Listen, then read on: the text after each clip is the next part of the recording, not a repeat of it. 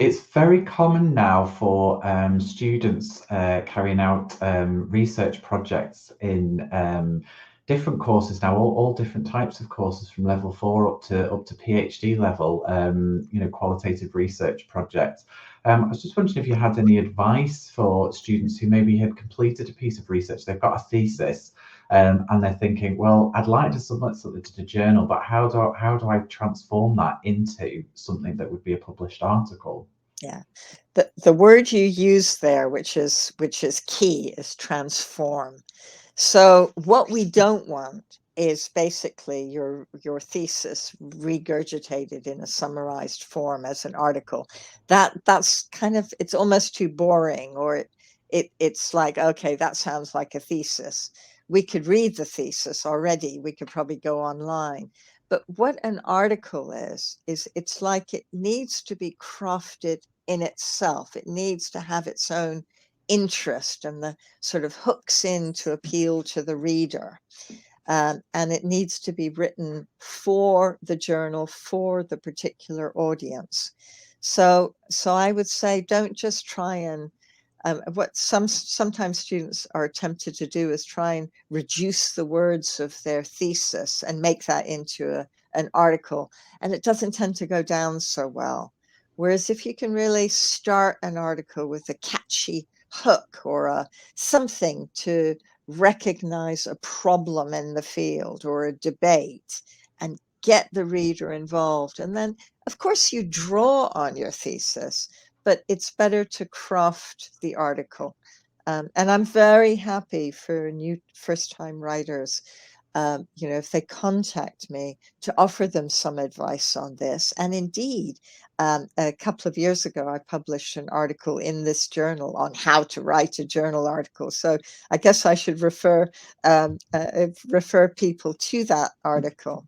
But also, more than that, one of the things we're priding ourselves on at the moment in the journal is we're trying to get together on the editorial board a number of people who have different strengths and areas of expertise, but who have had writing experience.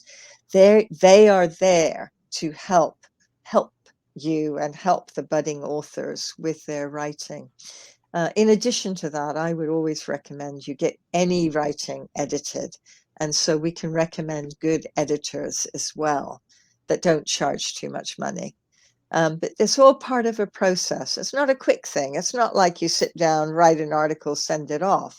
It has to be crafted and grafted and gone through many, many drafts, hopefully with people reading it, giving feedback, and then it improves.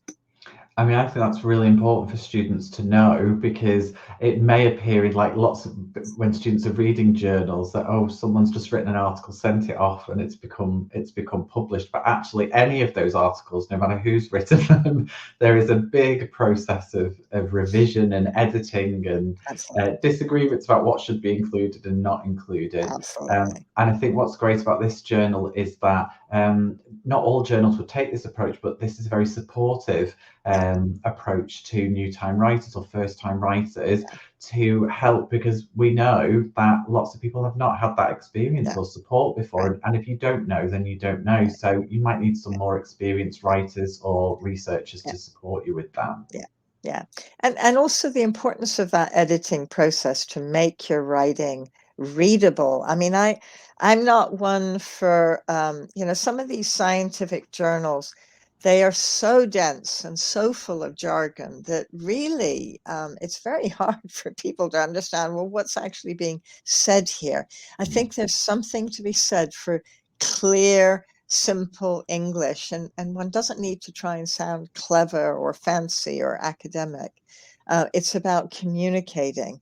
And if people would do more writing to the readers and write as though they are having a discussion with a colleague, that might help with the kind of ease of writing and the tone. Indeed, I often tell, I do lots of CPD on how to get over writer's block, or how to write when people feel really paralyzed and full of shame about it.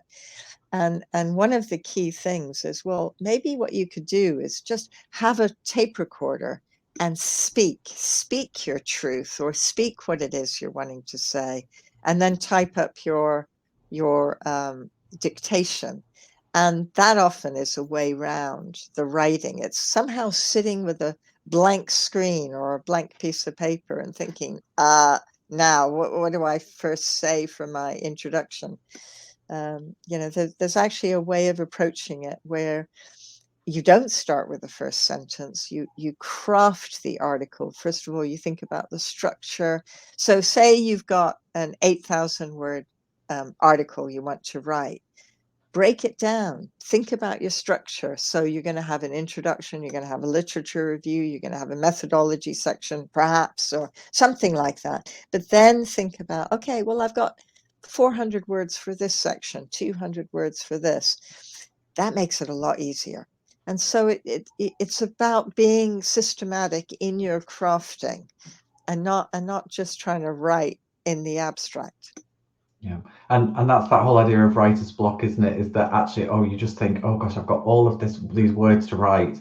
Where do I start? But actually, there's lots of creative ways that you can Right. that you can use to Right. start off and break it down into smaller, Right. more manageable chunks. Yeah. Yeah. Yeah.